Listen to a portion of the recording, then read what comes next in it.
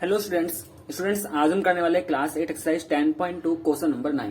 देखो question number 9 में लिखा है find the compound interest on ₹1000 at the rate of 10% per annum for 18 months when the interest is calculated half yearly. ठीक है, देखो हमें क्या दे रखा है, हमें यहाँ पे कंपाउंड इंटरेस्ट निकालना है और जिस प्रिंसिपल पे हमें कंपाउंड इंटरेस्ट निकालना है वो हमें दे रखा है ₹1000, यानी कि हमें ₹1000 पर क्या निकालना है, कंपाउंड इंटरेस्ट। तो ये जो 1000 प्रिंसिपल इस पे हमें कंपाउंड इंटरेस्ट निकालना है, ये हमारे लिए क्या बन जाएगा, प्रिंसिपल बन जाएगा। अब आगे यहाँ पे लिखा है, देखो यहाँ पे हमें रेट भी दे रखा है, रेट हमें दे रखा है 10%, रेट हमें क्या दे रखा है 10% पर एनम, 10% पर एनम, यानी कि ईयरली रेट हमें क्या दे रखा है 10% दे रखा है। और आगे यहाँ पे जो टाइम दे रखा है वो कितना है 18 मंथ। ठीक है, तो टाइम कितना रखा है 18 मंथ, और क्योंकि कंपाउंड इंटरेस्ट वाले केस है तो टाइम को यहाँ पे हम एन से लिखते हैं, तो एन कितना है यहाँ पे 18 मंथ है। अब आगे सुनो, अब आगे यहाँ पे इसने लिखा when the interest is calculated half yearly. देखो मेन यहाँ पे यही चीज है कि हमें ये डिसाइड करना होगा, यहाँ पे ये देखना पड़ेगा कि ये जो इंटरेस्ट कैलकुलेट हो रहा है किसके अकॉर्डिंग हो रहा है। यानी कि यहाँ पे लिखा है कि जो इंटरेस्ट कैलकुलेट हो रहा है वो हाफ ईयरली के अकॉर्डिंग कैलकुलेट किया जा रहा है। मतलब कि ये कि जो हमें इंटरेस्ट मिलेगा हाफ ईयर का मतलब 6 महीने, कि हमें हर 6 महीने के बाद इंटरेस्ट मिल रहा होगा। ठीक है, और जब हाफ ईयरली के अकॉर्डिंग हमें क्या मिल रहा है, इंटरेस्ट मिल रहा है, तो जो हमारा रेट है और टाइम है वो भी हमारा हाफ ईयर में ही होना चाहिए। जैसे यहाँ पे रेट दे रखा है 10% पर एनम, तो ये तो 10% पर एनम हो गया ईयरली। तो अगर मुझे इसका यहाँ से हाफ ईयर निकालना है कि भाई आधे साल में 6 महीने में कितना रेट मिलेगा, तो उसको हाफ कर देंगे तो ये आ जाएगा 5% पर हाफ ईयर। तो जब मैं इसमें आर की वैल्यू यूज करूंगा फॉर्मूले में, तो अब मैं क्या लिखूंगा आर की जगह 5% पर हाफ ईयर, यानी कि 5 यूज करूंगा। ऐसे देखो ये तो मंथ में दे रखा है 18 मंथ, बात है हाफ ईयरली हमें इंटरेस्ट मिल रहा है, तो इस टोटल टाइम पीरियड में कितने हाफ ईयर बन सकते हैं हमें ये निकालना होगा। ठीक है, तो देखो भाई ये 18 मंथ है, 18 मंथ का ये है भाई 6 महीने का एक हाफ ईयर होता है।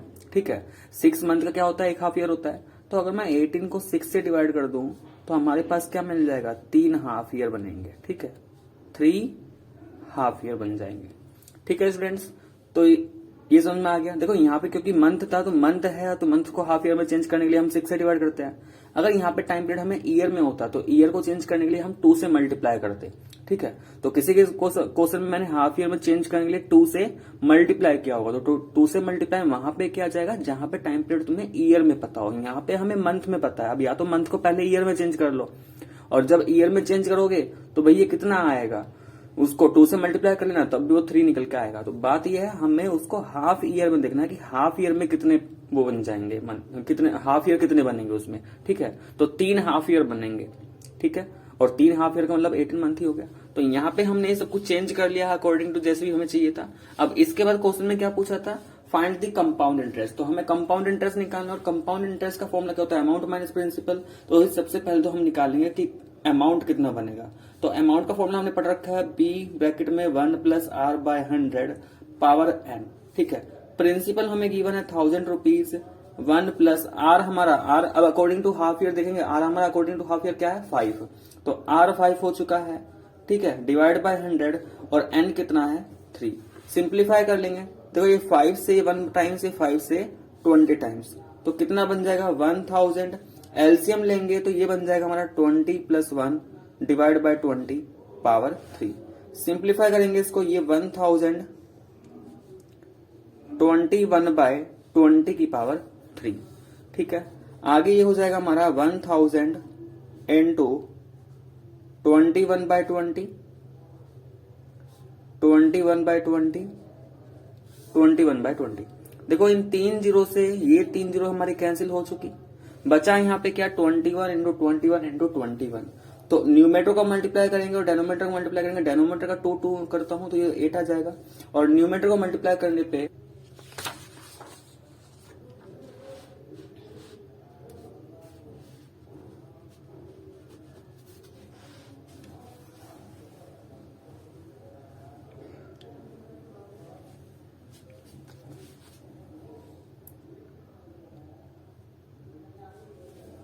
Next question number 10। देखो क्वेश्चन नंबर 10 में लिखा है नवीन deposited ₹7,500 in a bank at 12% per annum for 9 months. Find the amount received by him if the interest is calculated quarterly.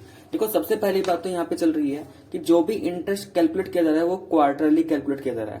Quarterly का मतलब भाई क्वार्टरली का मतलब हो गया 4 मंथ। क्वार्टर का मतलब क्या हो गया? अगर मैं 1 ईयर का क्वार्टर की बात करूं तो क्वार्टर का मतलब होता है कि 1/4 पार्ट होता है, ठीक है। अब 12 मंथ को, सॉरी 4 मंथ नहीं, यहाँ पे 3 मंथ होगा। क्वार्टरली का मतलब होता है कि 3 मंथ के बाद हमें क्या मिल रहा होगा? इंटरेस्ट मिल रहा होगा। भाई अगर मैं पूरे साल के 4 पार्ट में डिवाइड कर दूं तो 3 मंथ के 4 पार्ट बनेंगे ना। तो क्वार्टर का मतलब होता है 3 मंथ, ठीक है।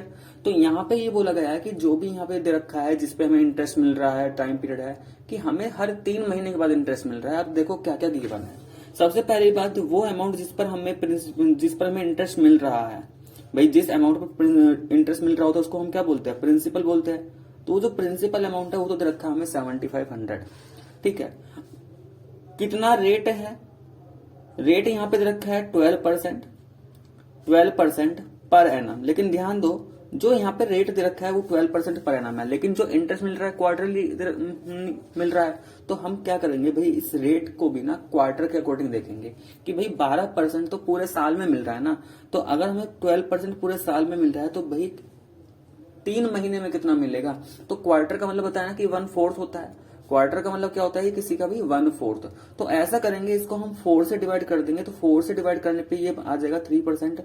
इसका मतलब हर 3 महीने बाद 3% इंटरेस्ट मिलेगा। देखो भाई, अगर 4 बार साल में 4 बार 3% मिल जाएगा तो टोटल 12% बन चुका ना। तो अगर हमें पर एनम वाले रेट को क्वार्टर के अकॉर्डिंग चेंज करना है, पर एनम नहीं पर क्वार्टर लिखा जाएगा अब ये, ठीक है। हाफ ईयर के अकॉर्डिंग चेंज करना होता है तो 2 से डिवाइड कर देंगे, और क्वार्टर के अकॉर्डिंग चेंज करना है तो उस पर एनम वाले रेट को 4 से डिवाइड कर देंगे। तो ये तो आ गया हमारा क्वार्टर में। अब ऐसे यहाँ पे टाइम पीरियड में भी बात चलेगी। देखो उसने कहा है 9 मंथ, इसने कहा है 9 मंथ। इस 9 मंथ को मुझे अकॉर्डिंग टू क्वार्टर देना है, कितने क्वार्टर इसमें बन सकते हैं। भाई ये बताओ, अभी मैंने बताया कि क्वार्टरली का मतलब क्या होता है? 3 मंथ होते हैं। तो 9 मंथ को अगर मैं 3 मंथ के हिस्से में ब्रेक करूं तो 3 पार्ट बनेंगे। तो मैं इसको अगर 3 से डिवाइड कर दूं तो ये 3 निकल के आएगा। तो 3 क्या बन जाएंगे यहाँ पे? 3 क्वार्टर ईयर बन जाएंगे, ठीक है। यानी कि 3 महीने के अगर इसमें वो बना दिया जाए ग्रुप तो कितने बन जाएंगे? 3 बन जाएंगे। इसका मतलब 9 मंथ में मुझे 3 बार इंटरेस्ट मिलना है। एन का मतलब क्या होता है एक तरीके से कि भाई उस पूरे टाइम पीरियड में हमें कितनी बार इंटरेस्ट मिल रहा होगा। तो 9 मंथ में कितनी बार इंटरेस्ट मिल रहा होगा? हमें 3 बार। तो एन का वैल्यू आ चुका है 3, क्योंकि 3 क्वार्टर ईयर और क्वार्टरली हमें क्या मिल रहा है? इंटरेस्ट मिल रहा है। तो हमें 3 ही बार इंटरेस्ट मिल जाएगा उस टाइम पीरियड में जो हमें यहाँ पे दे रखा है। जैसे 9 मंथ दे रखा है तो यहाँ पे हमें 3 बार इंटरेस्ट मिलेगा। अब तो क्या करना है, इसने बोला है क्या निकालना है? Find the amount. सिर्फ अमाउंट निकालना है तो सीधे फॉर्मूला यूज कर लेंगे कि amount is equal to P1 plus R/100 power में n। प्रिंसिपल हमें कितना रखा है यहाँ पे? 7,500। 1 प्लस R हमें क्या दे रखा है यहाँ पे? R दे रखा है। अब R कौन सा यूज करेंगे? जो क्वार्टर ईयर के अकॉर्डिंग है। तो 3 यूज हो जाएगा, 3/100 और पावर में 3। सिंप्लीफाई कर लेंगे भाई इसको, ये 7,500 हो जाएगा। एलसीएम लेंगे इसको तो 100 plus 3/3 power 3 is equal to कितना बन जाएगा? 7,500 और ये 103/3 पावर 3। सिंप्लीफाई कर लेंगे 7,500 इंटू 103/3 103/3, क्योंकि पावर 3 है तो ये नंबर कितनी बार रिपीट हो जाएगा? 3 बार, ठीक है। अच्छा देखो, एक गलती हो चुकी है। डेनोमीटर में क्या चल रहा था? डेनोमीटर में 100 था ना, तो यहाँ पे तो ये 100 आएगा, ये 100 होगा, तो फिर ये 100 होगा यहाँ पे। अब सुनो, अब इसको करते हैं सिंप्लीफाई। देखो इस 0 से 2 0 से 2 0 कैंसिल हो गए। अब बचा क्या? ये 75 है, ये 100 है। 75 और 100 के लिए, ठीक है। अब क्या करेंगे? देखो यहाँ पे अब हमारे पास 75 बचा, 103 103 103, नीचे 100 एंड 100। अब अगर मैं 75 को 100 से डिवाइड करने की कोशिश करूं, देखो भाई होने को तो अभी ये 5 से ऊपर से डिविजिबल हो सकता है, लेकिन उसका कुछ फायदा नहीं है, क्योंकि नाम यहाँ पे अभी क्या है? 100 है। और जब 1 के बाद कुछ डिजिट 0 हुआ तो उसको डिवाइड करना आसान होता है। तो मैं इसको कैंसिल नहीं करूंगा, मैं ऐसे कर देता हूँ। सबसे पहले जो नंबर लिखे है ना यहाँ पे चारों, इन चारों नंबर को मल्टीप्लाई कर देता हूँ, ठीक है। क्योंकि अगर मैं इसको कैंसिल करूंगा तो भाई नीचे बन जाएगा 4 और फिर 4 से डिवाइड करना थोड़ा मुश्किल हो जाएगा। अगर मैं बात करता हूँ कि अगर 1 के बाद 1 का 10 का मल्टीपल है तो 10 के मल्टीपल में डिवाइड करना बहुत आसान होता है, सिर्फ डेसिमल को क्या होता है, डेसिमल की पोजीशन चेंज करनी पड़ती है, ठीक है। लेकिन अगर 4, 5 ऐसे आ जाए, 6 आ जाए तो फिर हमें डिवाइड करना पड़ेगा, जो के लिए हमारे थोड़ा सा 10 के मल्टीपल से तो थोड़ा सा मुश्किल रहेगा, ठीक है। तो मैं ऐसे करता हूँ, पहले ऊपर गिवन जो 4 नंबर बचे हैं उन चारों को मल्टीप्लाई करता हूँ, और देखो अगर इन 4 नंबर को मल्टीप्लाई करोगे तो आंसर कुछ ऐसा आने वाला है 81954। थोड़ा कैलकुलेशन ज्यादा हो जाएगी इसमें, ठीक है। तो भाई यहाँ पे कैलकुलेशन तो बच ही नहीं पाओगे, तो करना ही पड़ेगा। और नीचे क्या बचा, 100 इंटू 100, इसका मतलब 1 के बाद 40। अब बस क्या करेंगे भाई, यहाँ पे ये 4 0 है, इसका मतलब ऊपर में से 4 डिजिट काउंट करेंगे और 4 डिजिट से पहले क्या लगा देंगे, डेसिमल। तो डेसिमल कहाँ आएगा, देखो 1 2 3 4, तो इस 4 से पहले डेसिमल आ जाएगा, तो ये कितना निकल के आएगा 8195.4525। तो ये हमारा फाइनली क्या आ चुका है, अमाउंट आ चुका है, ठीक है।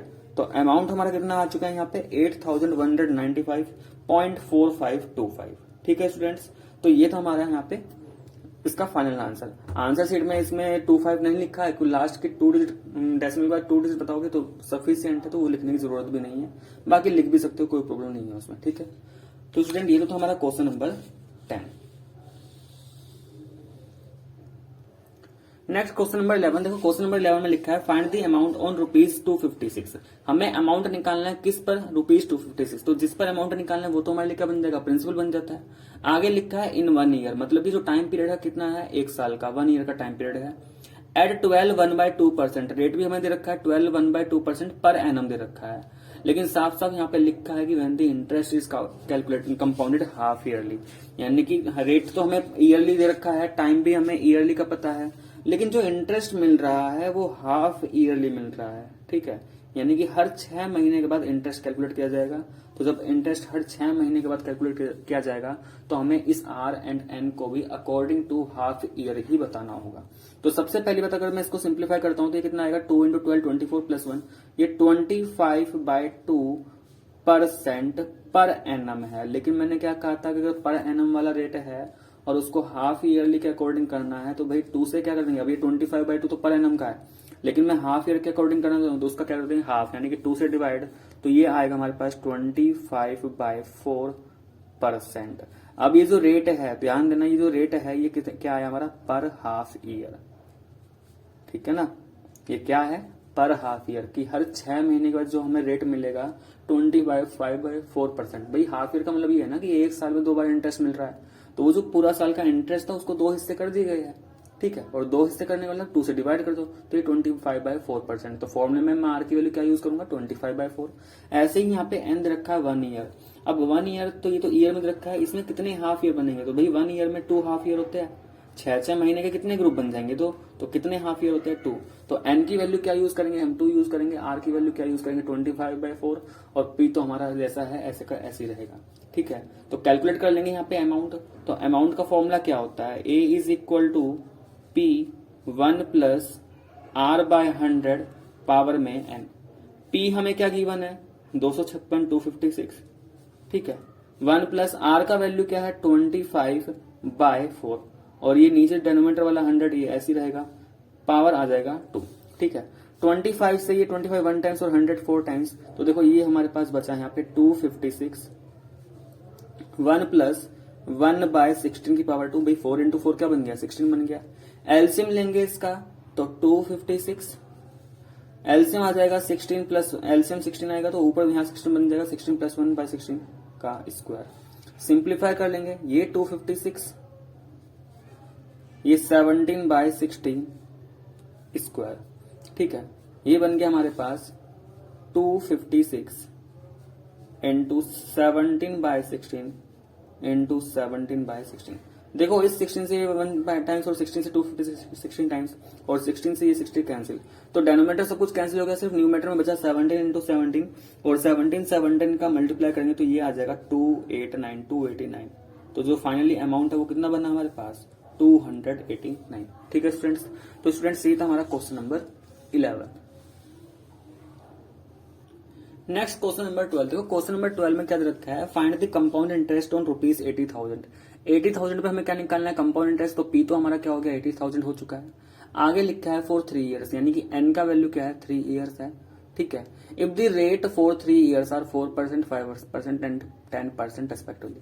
देखो यहाँ पे हमें कंपाउंड इंटरेस्ट ही निकालना है, और कंपाउंड इंटरेस्ट निकालने का मतलब सबसे पहले तो हम क्या निकालेंगे अमाउंट, क्योंकि मुझे अगर अमाउंट पता चल गया तो अमाउंट में से प्रिंसिपल माइनस करके कंपाउंड इंटरेस्ट तो आ जाएगा, तो पहले निकलेगा अमाउंट। लेकिन अब थोड़ा सा यहाँ पे क्वेश्चन में चेंज आ गया, चेंज है। वो चेंज क्या है, देखो उसने टाइम पीरियड तो बताया 3 साल, ठीक है, टाइम पीरियड 3 साल ही है, लेकिन हर एक साल जो इंटरेस्ट है ना वो डिफरेंट है। अब वो इंटरेस्ट ऐसे है कि भाई पहले साल के लिए, अगर मैं पहले साल की बात करूं तो पहले साल का जो रेट ऑफ इंटरेस्ट है उसको मैंने R1 बोल दिया, तो फर्स्ट ईयर के लिए रेट ऑफ इंटरेस्ट कितना रखा है 4% दे रखा है। सेकंड ईयर का रेट ऑफ इंटरेस्ट मैंने R2 बोला, और वो R2 क्या है 5%, और थर्ड ईयर में जो रेट ऑफ इंटरेस्ट मिल रहा है वो 10% मिल रहा है। अब ध्यान दो, अब जो फॉर्मूला हम यूज करते आ रहे थे अभी तक, अब वो वाला फॉर्मूला यहाँ पे यूज नहीं होगा। देखो वो जो फॉर्मूला है जिसमें पावर n आती है, n का मतलब कि कितने साल के लिए वो रेट यूज किया गया है, ठीक है। तो यहाँ पे देखो हर साल के लिए डिफरेंट रेट है, तो यहाँ पे अब पावर में तो कुछ नहीं जाएगा, तो यहाँ पे फॉर्मूला कुछ ऐसे बन जाएगा P1 + R1/100, और उसी ऑर्डर में 1 + R2/100, 1 + R3/100। मान लो इसमें चौथा साल होता और चौथे साल के लिए कुछ अलग रेट होता, तो उसका आ जाता 1 + R4/100।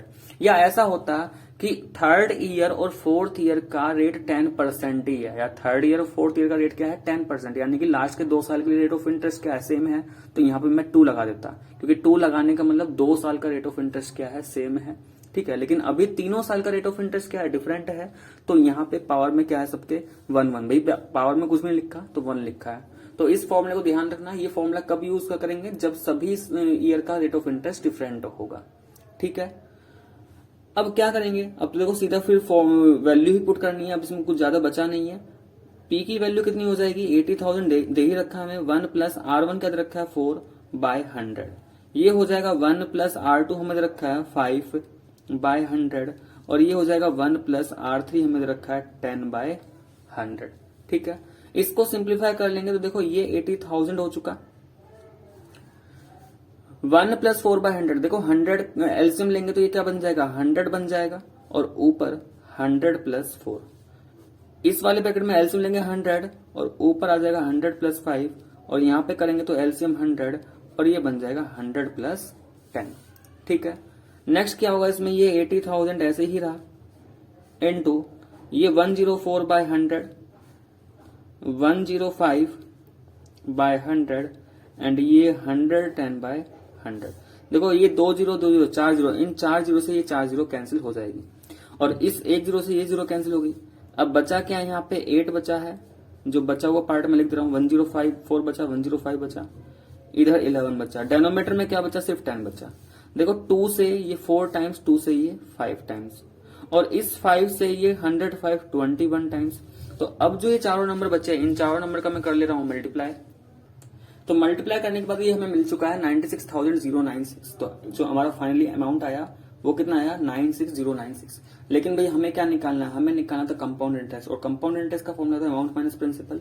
अमाउंट आया है 96096, माइनस कर देंगे प्रिंसिपल, प्रिंसिपल कितना है 80,000, माइनस करेंगे तो ये CI हमें मिल जाएगा 96,000 में से 96,096 में से 80,000 माइनस करेंगे तो ये आ जाएगा भाई हमारे पास 16096। तो ये हमें क्या मिल चुका फाइनली, जो इंटरेस्ट हमारा बनेगा 3 साल के अंदर, ठीक है स्टूडेंट्स। तो स्टूडेंट्स ये था हमारा क्वेश्चन नंबर 12।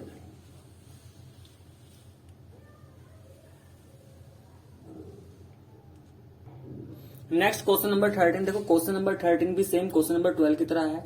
यहाँ पे भी इसने क्या बोला, how much will 25,000 amount to in 2 years, जो 25,000 है वो 2 साल में कितना बन जाएगा, हमें ये निकालना है।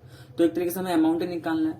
आगे इसने लिखा है if the rate of for the successive year are 4 and 5% respectively, मतलब जो उसने पहले ही बोल दिया कि 2 साल के अंदर कितना बनेगा, 2 साल के अंदर कितना बनेगा, और उसने क्या कहा आगे कि जो सक्सेसिव ईयर के लिए रेट है वो 4% 5%, मतलब कि फर्स्ट ईयर में ये अगर मैं बोला R1 क्या है पहले साल का इंटरेस्ट, तो पहले साल क्या इंटरेस्ट मिल रहा है 4% का, और सेकंड ईयर में कितना इंटरेस्ट मिल रहा है 5% का। तो दोनों साल के लिए क्योंकि डिफरेंट रेट है, और अगर डिफरेंट रेट है तो उसके लिए फॉर्मूला क्या बन जाएगा अमाउंट का, amount is equal to P1 + R1/100। जब डिफरेंट होगा तो पावर में ना जाके अलग अलग यूज होगा सभी के लिए, बस इतना ध्यान रखो। और जहां रेट सेम हो जाएगा कुछ टाइम पीरियड के लिए, वो चीज हम पावर में लिख देंगे, ठीक है। तो ये फॉर्मूला बन चुका। अब बस इस फॉर्मूले में वैल्यू पुट करेंगे और यहां से हम क्या निकाल लेंगे, अमाउंट निकाल लेंगे। तो P हमें दे रखा है 25,000, ठीक है। 1 प्लस R1 क्या दे रखा है 4 अपॉन में 100, 1 प्लस R2 हमें दे रखा है 5 अपॉन में 100। सिंप्लीफाई करेंगे इसको, ये 25,000 ऐसे ही रहा। एलसीएम लेंगे ये 100, ये बन जाएगा 100 प्लस 4, यहां पे एलसीएम आएगा तो 100, ये बन जाएगा हमारा 100 प्लस 5। सिंपल कैलकुलेशन है एलसीएम लेकर के, ठीक है। कितना आ जाएगा ये 25,000 इंटू 1, ये हो जाएगा 104/100 और ये हो जाएगा हमारा 105 अपॉन में 100। देखो इन 2 जीरो से ये 2 जीरो कैंसिल और इस 1 जीरो से ये 1 जीरो कैंसिल हो गया। तो जो बचा हुआ पार्ट है वो मैं यहाँ पे लिख ले रहा हूं। बचा हुआ पार्ट क्या है यहाँ पे 25 इंटू 104 इंटू 105 डिवाइड बाय 10। देखो 10 में ये 5 से 5 टाइम्स और ये 5 से 2 टाइम्स और 2 से ये 104, 2 5 जा 10, 2 2 जा 4। तो डेनोमीटर तो पूरा खत्म हो चुका है। अब हमारे पास सिर्फ बचा 5 इंटू 52 इंटू 105, तीनों का मल्टीप्लाई कर ले रहे हैं। तो 5 मल्टीप्लाई बाय 52 इंटू 105 मल्टीप्लाई करेंगे तो ये कितना आ जाएगा, अमाउंट इज इक्वल टू, ये हमारे पास आया 27,300। ठीक है स्टूडेंट, तो ये हो गया हमारा क्वेश्चन नंबर 30।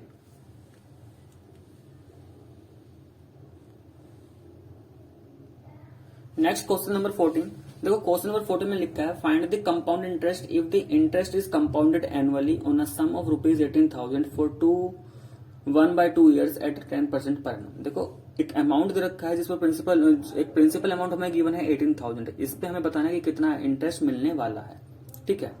और रेट हमें दे रखा है 10% पर एनम और ये भी बताया गया कि जो यहाँ पे इंटरेस्ट मिल रहा है वो एनुअली मिल रहा है, मतलब कि साल में एक बार ही मिल रहा है।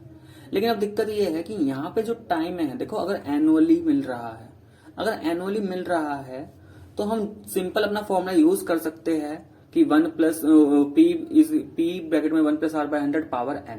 लेकिन वहां पे वो n क्या होना चाहिए, हमारे लिए एक नेचुरल नंबर होना चाहिए। लेकिन यहाँ पे ध्यान से देखो ये n एक नेचुरल नंबर नहीं है, ये हमारा मिक्स्ड फॉर्म है। ये हमारा कैसा फॉर्म है, मिक्स्ड फॉर्म।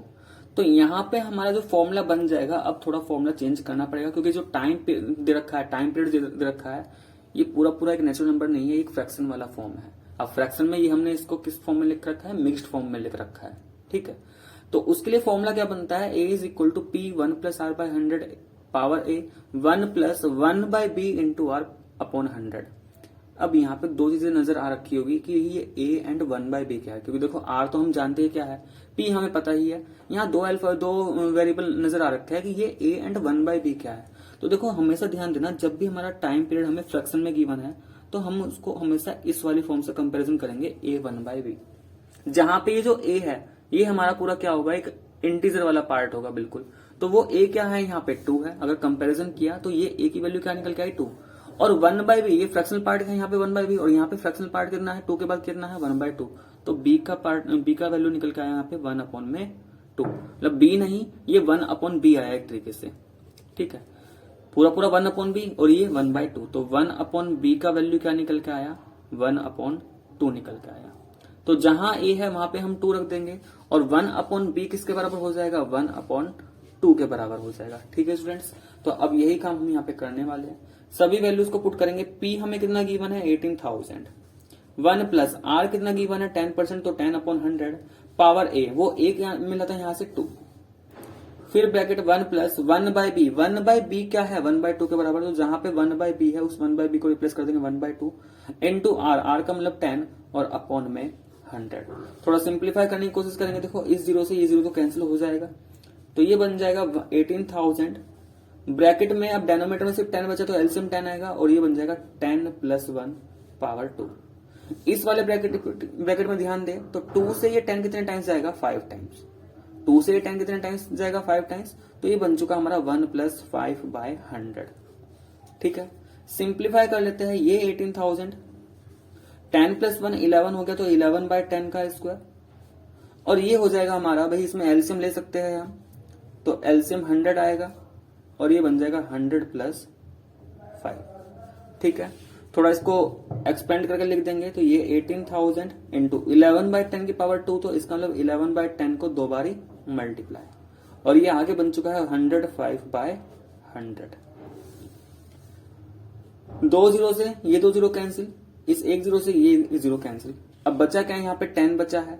तो देखो जो बचा हुआ पार्ट है पहले मैं लिख ले रहा हूं। न्यूमेटर में 18 बचा, 11 11 105, और डेनोमीटर में सब कुछ कैंसिल हो चुका, सिर्फ एक 10 बचा है।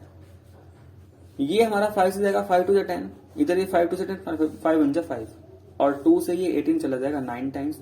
इन चारों नंबर का 9 मल्टीप्लाई बाय 11 इंटू 11 इंटू 21 करेंगे, तो भाई ये हमारा आ जाएगा यहां से 9 मल्टीप्लाई 11 11 एंड देन 21। तो ये आ गया हमारा 22869, 22869। तो ये क्या निकल के आया, अमाउंट निकल के आया। लेकिन भाई हमें तो क्या निकालना है इसमें, हमें तो यहाँ पे कंपाउंड इंटरेस्ट निकालना था। तो कंपाउंड इंटरेस्ट का फॉर्मूला क्या होता है, अमाउंट माइनस प्रिंसिपल। अमाउंट निकल के आया 22,869 और प्रिंसिपल गिवन था हमें 18,000। तो जब यहां से 18,000 माइनस करेंगे तो ये कंपाउंड इंटरेस्ट कितना निकल के आ जाएगा, ये आ जाएगा हमारा ₹4,869। ठीक है स्टूडेंट्स, तो ये था हमारा क्वेश्चन नंबर 14।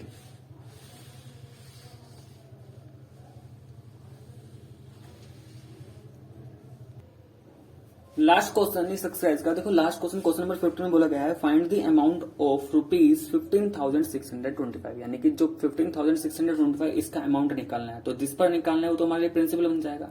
आगे लिखा है इन 9 मंथ, यानी कि टाइम पीरियड पूरा क्या है 9 मंथ, 6 मंथ नहीं है, ये क्या दे रखा है हमें 9 मंथ दे रखा है। ठीक है, एट 16% पर एनम, और जो रेट ऑफ इंटरेस्ट है वो है 16% पर एनम। PA का मतलब क्या होता है पर एनम, मतलब कि ईयरली रेट दे रखा है हमें। लेकिन इसने आगे साफ साफ लिखा है कि when the interest is compounded quarterly, कि जो इंटरेस्ट मिल रहा है वो तो क्या मिल रहा है, क्वार्टरली मिल रहा है। और क्वार्टरली का मतलब बताया था भाई, क्वार्टरली का मतलब 1/4 ईयर, या तो इसको ईयर में 1/4 कह सकते हो, या मंथ के अकॉर्डिंग कह सकते हो 3 मंथ। ठीक है, यानी कि हर 3 महीने के बाद हमें क्या मिल रहा होगा, इंटरेस्ट मिल रहा होगा, या साल में 4 बारी हमें क्या मिल रहा होगा, इंटरेस्ट मिल रहा होगा। क्वार्टरली का मतलब ये हो चुका। और जब भी हाफ ईयरली या क्वार्टरली आता है तो भाई जो टाइम पीरियड होता है, जो रेट होता है वो उसी यूनिट में आना चाहिए। मतलब कि जैसे यहाँ पे एन दे रखा है 9 मंथ, ये तो मंथ में हो गया, हमें तो यहाँ पे देखना है कि इस 9 मंथ में कितने क्वार्टर ईयर बन सकते हैं। ठीक है, यानी कि 3 मंथ के कितने कितने कितने पार्ट बन सकते हैं। तो भाई 9 को मैं डिवाइड कर दूंगा 3 से, तो ये निकल के आएगा यहाँ से 3। तो इसका मतलब ये किसके बराबर हो चुका है, 3 क्वार्टर ईयर के। अब देख सकते हो भाई 9 मंथ में कितनी बार इंटरेस्ट मिलेगा, 3 महीने के बाद में 3 बार तो मिलेगा, तो 3 क्वार्टर ईयर बन चुके। ठीक है, और ये 16% पर एनम है, तो अगर पर एनम वाला रेट है और उससे क्वार्टर ईयर का रेट निकाला तो 4 से डिवाइड कर देंगे, तो रेट क्या बन जाएगा 4% पर क्वार्टर ईयर। यानी कि हर 3 महीने के बाद 4% इंटरेस्ट मिलेगा। तो देखो साल में 16% इंटरेस्ट तो हो गया, क्योंकि हर 3 महीने के बाद इंटरेस्ट मिलेगा, तो साल में 4 बार इंटरेस्ट मिला, और एक बार में कितना इंटरेस्ट मिल रहा है 4%, तो 4 बार में 16% हो जाएगा। ठीक है, तो ये तो हमारा आ गया क्वार्टर ईयर। पहले भी ऐसे क्वेश्चन आ चुके हैं हाफ ईयरली वाले, ठीक है, क्वार्टर वाले सेम वही क्वेश्चन है, बस वैल्यूज का थोड़ा सा फर्क है। पूछा क्या था इसने, अमाउंट पूछा है, तो फॉर्मूला यूज कर लेंगे A = P1 + R/100 पावर में n। P कितना दे रखा है हमें 15625, तो P हमें गिवन है 15625, 1 + R गिवन है 4/100, और n कितना हो जाएगा 3। सिंप्लीफाई करेंगे इसको 15625। सबसे पहले देखो एलसीएम लेंगे तो ये 100 ऊपर बन जाएगा 100 + 4 पावर 3। सिंप्लीफाई कर लेंगे कितना आ जाएगा भैया 15625, ये बन चुका हमारा 100 4/100 की पावर 3। ठीक है, इसको सिंप्लीफाई करेंगे तो 15625, 100 4/100 की पावर क्या है 3 है, इसका मतलब ये कितनी बार रिपीट करेगा 3 बार, तो 104/100 इंटू 104/100। अब इसको करते हुए थोड़ा सा सिंप्लीफिकेशन। ठीक है, सिंप्लीफिकेशन में देखो ये 15625 और ये 100, भाई ये क्या है 5 से डिविजिबल है, तो 5 से डिविजिबल हो जाएगा, तो 5 3 15, 6 जाएगा, 5 1 5, ये 12 बचा, 5 2 10, 5 5 25, और इसको भी 5 से डिवाइड करेंगे, 5 2 50। अभी भी ये 5 से जा सकता है, देखो 5 6 30, 12 बचा, 5 2 10, 5 5 25, ये आ गया हमारा कितना 5 4। अब 625 पता है भाई, 625 मुझे पता है, देखो ये 25 से डिविजिबल हो सकता है 625। अब अगर आपको नहीं पता चलता तो आप 5 से करके देख लो, 5 से करोगे थोड़ा टाइम लग जाएगा, लेकिन मुझे पता है 25 से ना 25 टाइम्स आएगा, तो मैं 25 से ही डिविजिबल कर रहा हूँ, और ये 25 से 4 टाइम्स आएगा। ऐसे देखो ये 25 से 1 टाइम्स आएगा, 25 से 100 4 टाइम्स आएगा। जो नंबर बचे मैं उसको एक बार लिख दे रहा हूँ नीचे। न्यूमेटर में 104 104 104 बचा, और डेनोमीटर में भाई 4 इंटू 4 इंटू 4। अब देखो इस 4 से 104 26 टाइम्स, ऐसे ही इस 4 से 104 26 टाइम्स, इस 4 से 104 26 टाइम्स। इसका मतलब 3 26 बचे सिर्फ न्यूमेटर में, डेनोमीटर सब कुछ कैंसिल आउट हो चुका। तो 26 का कर लेंगे हम मल्टीप्लाई, तो ये आ जाएगा हमारे पास 26 इंटू 26 इंटू 26, तो ये आ गया 17576। ठीक है, तो यहां से जो अमाउंट निकल के आया, कितना निकल के आया, 17576। ये आ गया हमारा फाइनल अमाउंट।